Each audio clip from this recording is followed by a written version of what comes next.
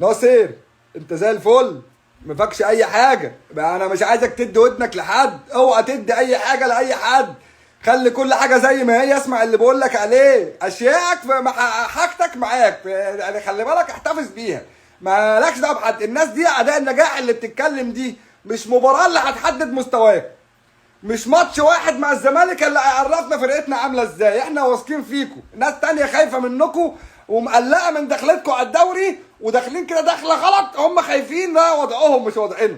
انت ما الناس دي ما انسى ما تاخدش بالك. ما احنا هنتكلم مع مين مش من مستوى. احنا بطل الدوري، الزمالك بطل الدوري.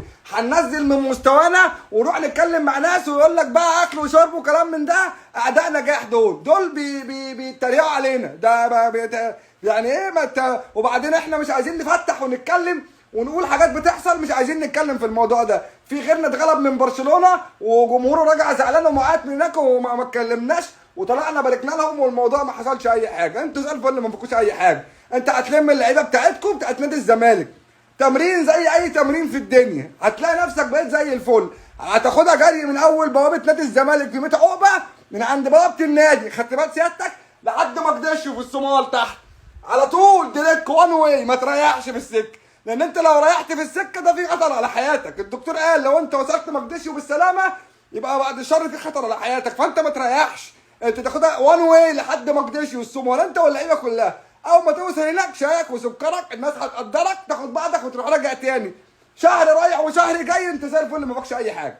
انت تمام، ونكمل الدوري ونكمل الموسم ونلعب ودوري الابطال. في غيرنا بيلعب في الكونفدراليه.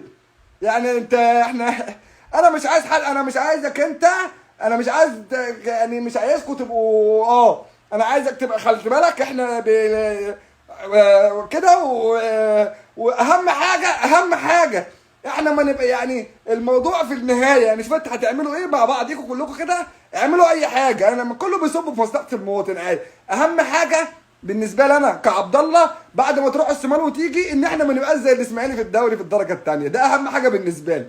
دوري الابطال غيرك طلع منه وما اتكلمناش. ما غيرك خسر النهائي وخسر كذا نهائي وطلع منه وما اتكلمناش. خدت بالك؟